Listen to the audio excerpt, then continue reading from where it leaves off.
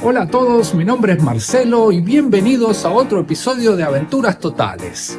Hoy estoy en la hermosísima Córdoba, una ciudad llena de historia y estupenda arquitectura. Además, se caracteriza por ser el lugar donde convergen las tres religiones más grandes del mundo: la católica, la islámica y la judía. Quédate con nosotros y la recorremos juntos.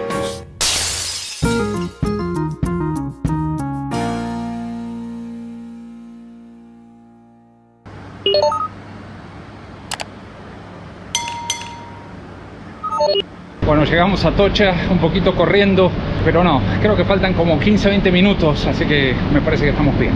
No, coche 5, 11, aquí.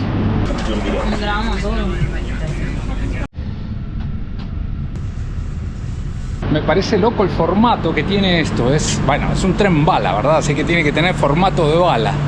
Estoy buscando a ver si tiene un coche comedor, una cafetería, pero me parece que no. Mal día para viajar, llueve bastante, pero ¿qué se le va a hacer? Uy, falta un minuto, mejor me subo que me voy a quedar de patitas.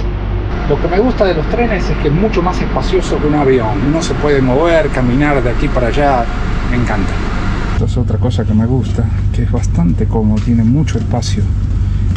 Tiene para los pies. Ahí esto.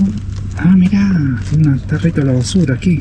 También tiene una mesita, un cafecito, un churrasquito aquí. Bueno, arrancó y se siente. Claro, está yendo despacito, pero bueno. No, mirá, tiene unas maquinitas. Tiene Coca-Cola, agua, caramelos, unas papitas. ¿Cuánto vale esto? Sí. Uy, no está muy barato.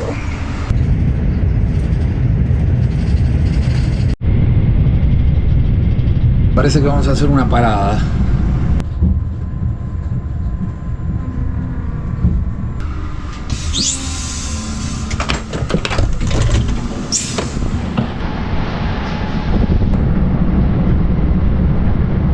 Llegamos a la estación de Córdoba. Parece que sigue la lluvia, pero bueno, al mal tiempo, buena cara. Lo que sí noto que está bastante más cálido que Madrid. Se va nuestro tren. Chao. Es que se va para Sevilla. Este es Irio, otro de los trenes de alta velocidad de aquí de España.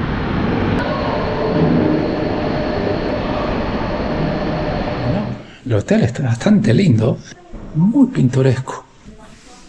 Es una máquina de café vieja, mirá. ¿Funcionará? Ah, mira esto, un conmutador. Bueno, vamos a recorrer un poco la ciudad de Córdoba. Este es el puente romano, construido originalmente por los romanos hace 2000 años, aunque fue reconstruido varias veces en la era islámica y medieval. Es una de las principales atracciones turísticas de Córdoba y apareció en la serie Juego de Tronos. En uno de sus extremos se encuentra la Torre de Calahorra, una torre de observación y defensa construida en el siglo XII. Dentro de ella funciona un pequeño museo donde hay varias exposiciones de la era islámica. La entrada cuesta 4,50 € y, aunque es atractivo subir a la cima, en mi opinión, no vale la pena pagar por ello. Bueno, que claro, era una torre de vigilancia esto, entonces había que estar mirando que no vinieran los enemigos. Bueno, el clima no está de lo mejor, está bastante ventoso y está lloviendo un poquito, pero qué interesante esta torre. Estamos aquí arriba y tiene una vista de 360 grados. Ellos podían vigilar en caso de que hubiera algún tipo de invasión a la ciudad que está allá atrás. Claro, no solamente es una torre de vigilancia, sino que era la entrada a la ciudad, donde estamos yendo ahora. Bueno, el clima no está muy bueno, como decía, así que yo creo que nos vamos a ir para el hotel y continuar mañana por la mañana. Muy buenos días, ya desayunamos aquí en el hotel, un riquísimo pan con tomate y aceite como se acostumbra aquí, y ahora vamos a ir a ver la mezquita. Bueno, está lloviendo un poco, no nos acompaña el clima, pero bueno, como dije ayer, al mal tiempo buena cara, Así que vamos a ir a conocer la mezquita. Estamos esperando para entrar, faltan 6 minutos teóricamente para que abra, pero no estamos seguros cuál es la puerta de entrada, porque este lugar tiene como 5 o 6 puertas y no hay ningún cartel que indique dónde es que van a abrir. Pero bueno, estoy tratando de ir para ahí a la vuelta a ver si veo una línea de gente esperando o algo. Ah, sí, ahí está. Sí, parece que es por esta, sí, aquí está. Bueno, nos vamos a poner en la cola y a esperar. Esperamos un par de minutos y ya nos están dejando entrar justo cuando dio la campanada de las 8:30. ¡Wow! Este lugar está impresionante. Y sí, la verdad es que uno queda embelesado mirando hacia arriba. Pero primero comencemos por lo que hay debajo del suelo. Aquí se encuentran los restos de una antigua basílica visigoda del siglo VI. El cristal fue instalado para que los visitantes puedan ver sin dañar los restos arqueológicos. Veo que a lo largo de toda la catedral se encuentran estas pequeñas capillas aquí al lado. La capilla mayor y el coro son del siglo XVI, cuando se añadió un templo cristiano en el centro de la mezquita. El coro está tallado en madera y su cúpula renacentista es impresionante. Aunque esto no es un museo, es cierto que hay muchos artefactos históricos, como este reloj de la torre de la catedral de 1747. ¡Uy, Dios mío, mira eso! Esto es el mihrab, o nicho de oración. Es una joya de la arquitectura islámica decorada con mosaicos bizantinos. Y, por supuesto, una de las atracciones principales de esta mezquita catedral. Es que es lógico, esto es una preciosura, la gente se desespera por filmarlo o tomarle fotos. Nos sale con dolor de cuello de tanto estar mirando para arriba. Pero ¿qué hacemos? Pero volvamos a los arcos y las columnas. Estos preciosos arcos bicolores sostenidos por columnas de mármol, jaspe y granito. Dicho sea de paso, estos colores rojo y blanco no están pintados, sino que se logran alternando ladrillo rojo y piedra caliza blanca.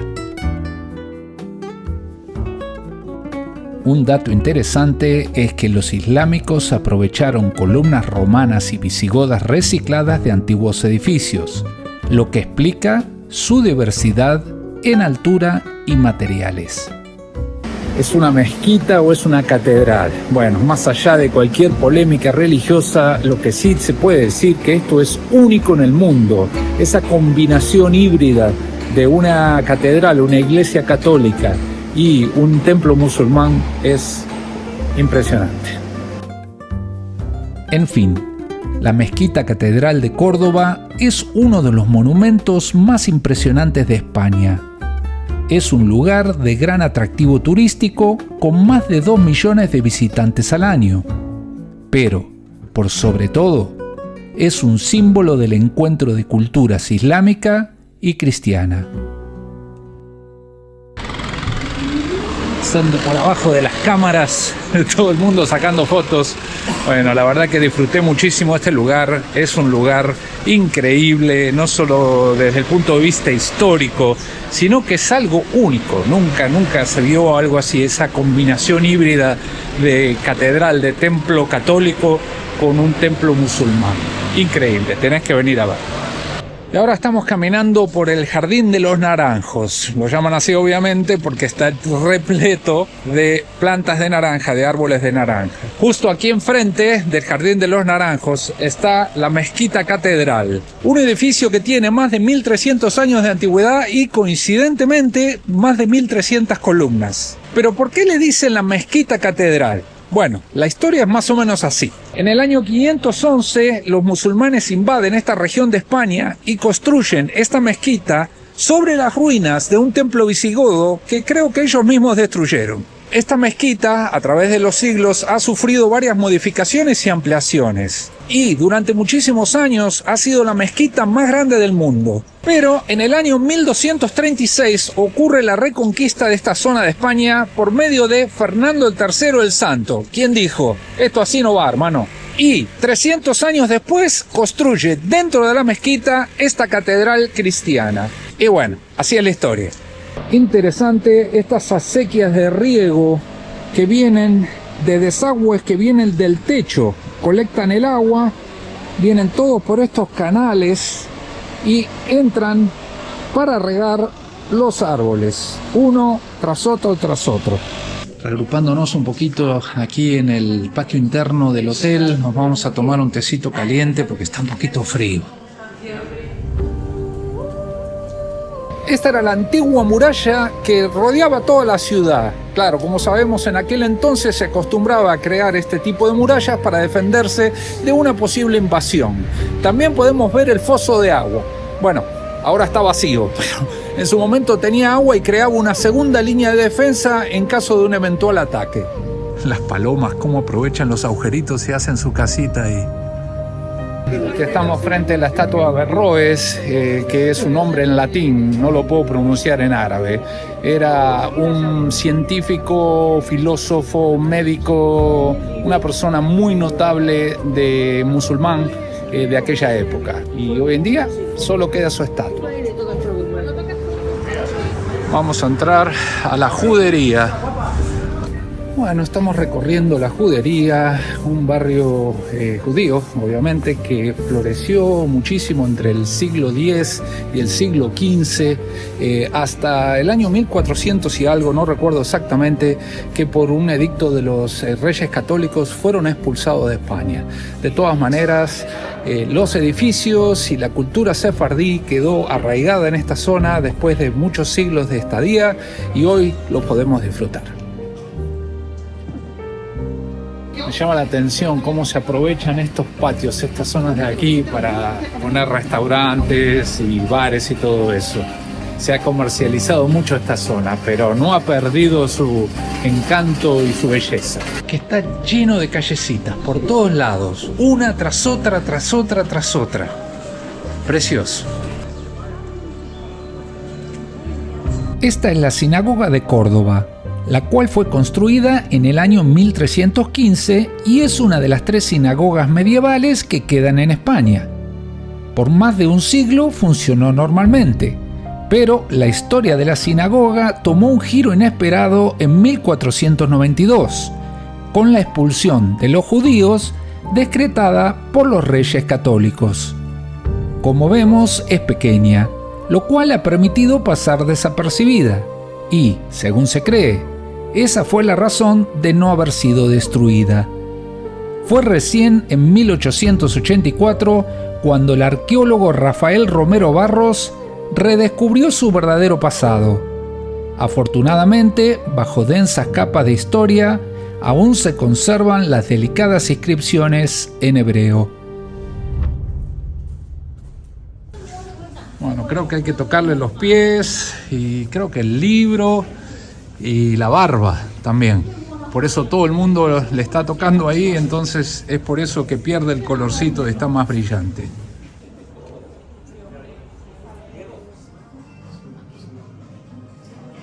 Bueno, ya voy entendiendo cómo es que funcionaba esto. Parece que tenía distintas salas. Ni bien llegabas, había una recepción y luego pasaban a una sala fría. En esa sala fría se desvestían, le daban unas toallas y elementos de limpieza y pasaban a esta sala que estamos aquí, que era la sala templada.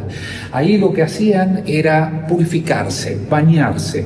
Recordemos que esto tenía un sentido religioso muy importante. E inclusive aquí estaban los baños donde también hacían evacuación. Luego, ya que se habían bañado y purificado, pasaban a la sala caliente, que es la que vamos a ir ahora. Aquí en la sala caliente era precisamente ese baño árabe que conocemos, donde recibían ese calor fuerte y esa purificación de los poros y el cuerpo. Aquí al ladito vemos la caldera, donde se generaba todo el calor para poder funcionar este baño. Ahora estamos en los baños califales del siglo XII. Los que vimos recién eran del siglo X. Estos son un poquito más amplios, más modernos también, pero básicamente la idea era la misma. Claro, seguramente cuando entrabas tenías algo así. Esta era la entrada principal con sus árboles y plantas y los pajaritos de fondo. Algo precioso. Aquí inclusive se puede ver la comunicación con el baño califal del siglo X. ¡Wow! ¡Qué bárbaro! ¡Qué interesante que está esto! Está precioso.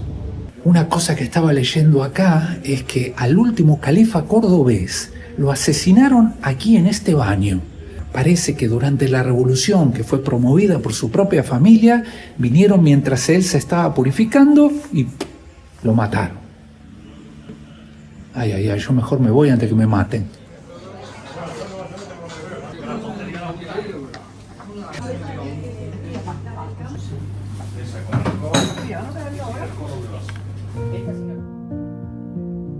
Este es el Alcázar de los Reyes Cristianos, un impresionante palacio-fortaleza que ha desempeñado un papel crucial en la historia de la ciudad y del país. Su historia es muy interesante. Originalmente, en el mismo lugar existía una edificación romana que luego fue usada por los visigodos. Durante la dominación islámica, el Alcázar fue transformado en una residencia califal y como parte de las murallas de la ciudad. Tras la conquista de Córdoba por Fernando III en 1236, el Alcázar pasó a manos cristianas, quienes más tarde lo convirtieron en una fortaleza-palacio para la realeza. En el siglo XV, los reyes Isabel y Fernando usaron el Alcázar como cuartel general durante la campaña contra el Reino de Granada. Aquí también fue donde recibieron a Cristóbal Colón en 1486, antes de su viaje al Nuevo Mundo. Posteriormente fue sede de la tristemente célebre Inquisición española y más tarde funcionó como prisión. Finalmente, en 1931, fue declarado monumento histórico y artístico. En su interior hay varias salas de exposiciones, entre ellas la Sala de los Mosaicos, una gran sala con impresionantes mosaicos romanos hallados en excavaciones en la ciudad. Vamos a subir para la torre. Parece que salta. No es tan alta. Pero sigue por ahí. Hay una escalerita más para ir un poquito más arriba. Sin caerse. La ciudad vista de un poquito más arriba. Una linda vista del puente romano. Ay, mirá los jardines. Mirá. Los patios y jardines merecen un párrafo aparte.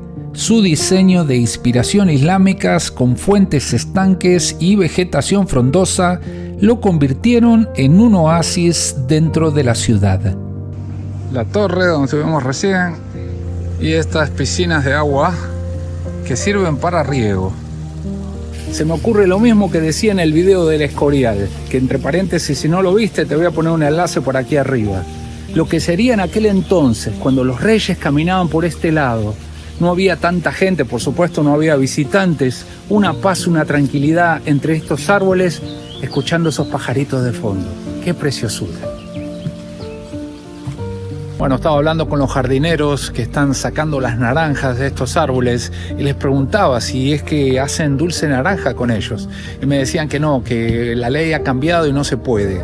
Es decir, orgánicamente sí se puede. Antiguamente se hacían dulces con las naranjas amargas, pero que ahora la ley ha cambiado y que ya no se puede, me decían ellos. Yo no tenía idea cómo funcionaba.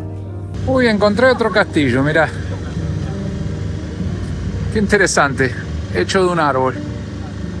Muy pero muy lindo estos jardines.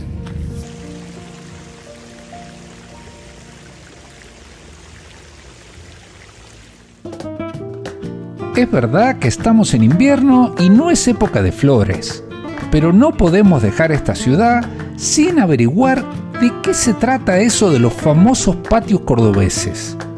Según nos explican, los patios cordobeses son una de las tradiciones más emblemáticas de Córdoba. Se trata de patios interiores llenos de flores, macetas, fuentes y muchas cosas más. Es que esto de los patios es toda una tradición. Según leía, parece que tiene sus raíces en la época romana y árabe, cuando las casas se construían en torno de un patio central para mantener un ambiente fresco y agradable. Pero sin lugar a dudas, y al juzgar por lo que vemos, con el tiempo los patios fueron evolucionando y adquiriendo un carácter más ornamental. El momento más importante para estos patios es el Festival de los Patios Cordobeses, que se celebra cada año en el mes de mayo. Además, según tengo entendido, hay concursos organizados por el Ayuntamiento de Córdoba donde se premian los patios más hermosos y mejor cuidados. Durante este evento, los propietarios abren sus patios al público de manera gratuita para que los visitantes puedan admirar su belleza. Pero atención, que esto de abrir los patios al público no es solamente en mayo, es una actividad de todo el año. Algunos cobran entrada y otros no, pero se considera de buen decoro dejar una propina. Nos explicaba la señora cómo es un poquito esto de la tradición de los patios cordobeses. Resulta que obviamente es una tradición de los andaluces abrir las puertas a los extraños, a los visitantes, que vengan y vean qué bonitas plantas y cómo tienen todo organizado. Sin lugar a dudas, hay muchos que lo tienen como negocio y cobran entrada, pero la gran mayoría no, la gran mayoría respetan esa tradición de abrir las puertas para que los extraños disfruten sus patios. Bueno, negocio o no, la realidad es que no puedes decir que estuviste en Córdoba si por lo menos no visitaste un patio. La mayoría de ellos es para entrar, ver y salir, pero algunos el ambiente da como para quedarse un rato. Ha sido un día largo y estamos cansados. Estas bellas muchachas en sus trajes típicos nos guían de regreso al hotel. Mañana es nuestro último día y queremos aprovecharlo bien.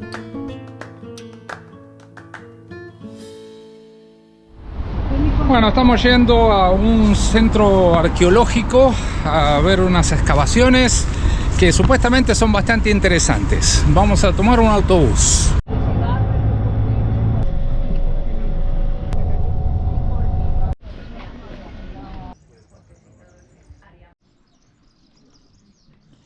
Por lo que veo, la mayoría son ruinas, no hay construcciones completas, pero de todas maneras está muy interesante ver la construcción, el tipo de construcción que tenían, que realmente los islámicos sabían construir. Esto interpreto que era uno de los patios, porque aquí vemos toda la construcción alrededor y aquí están todos estos árboles, así que supongo que era un patio interno del palacio, ¿no es cierto? ¡Wow! Miren este edificio. Acabo de escuchar ahí una de las guías que decía que estas columnas, que son cuadradas, son réplicas, en realidad no son originales, pero bueno, se entiende, ¿no? Esto es una excavación y tienen que generar una manera para darle estabilidad a esta estructura. Si no lo hacen, por supuesto, se cae y no queremos que se me caiga encima. Un edificio verdaderamente impresionante. Decía el letrero ahí que no se sabe bien cuál era el propósito, la función de este edificio, pero se supone que era un edificio público, por el estilo de construcción asumen eso. De todas maneras, sea cual sea el propósito, te digo que es precioso. Bueno, según lo que leo ahí en el letrero y lo que pude averiguar, aparentemente esto era la entrada principal a este alcázar. Me imagino que un lugar precioso, y decía ahí que la idea era deslumbrar a los visitantes, a los que llegaban por primera vez. Claro, vale la pena recordar que estas son ruinas que han quedado en su mayoría cubiertas por el lodo.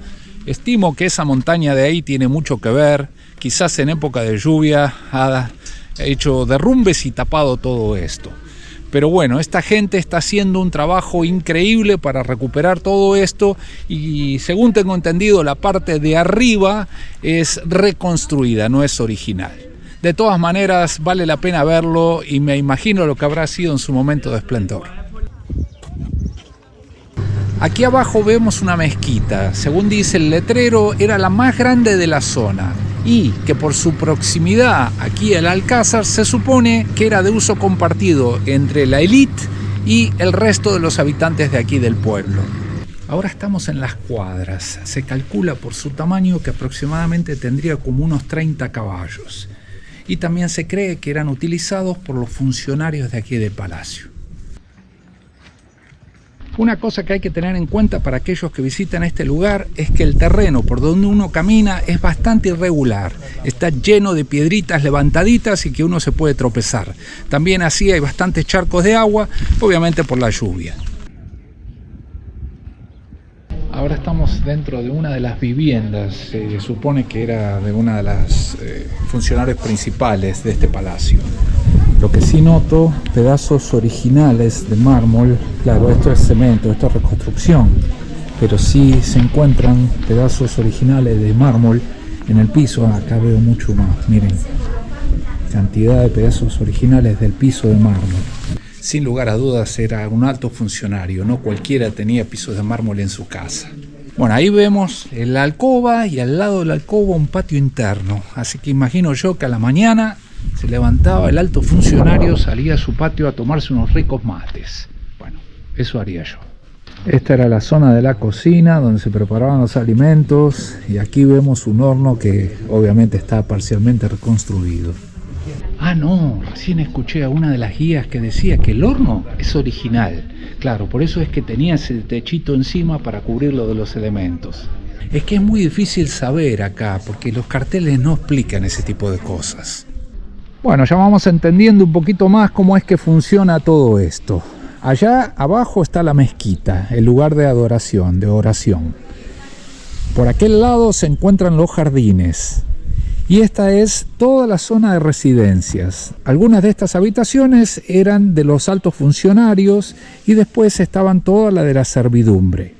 Y aquí abajo era donde estaba toda la guardia, que restringía el acceso a todo lo que es el palacio. Bueno, muy lindo bajar todas estas escaleras, pero ahora hay que volverlas a subir, ¿eh?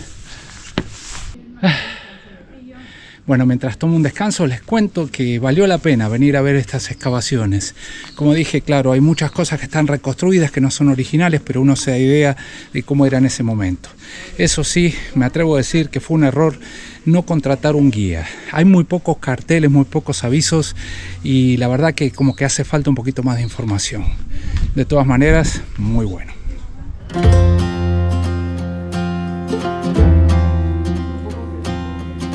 Ese era el palacio del Marqués de la Motilla. Es un palacio que fue construido por los musulmanes, probablemente sobre ruinas de los romanos, y después, más adelante, como todos los edificios de aquí, fue tomado por los cristianos.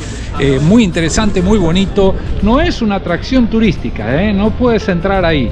Lo que pasa es que el encargado tuvo esa atención con aventuras totales y nos permitió entrar para poder ver. Muy bueno.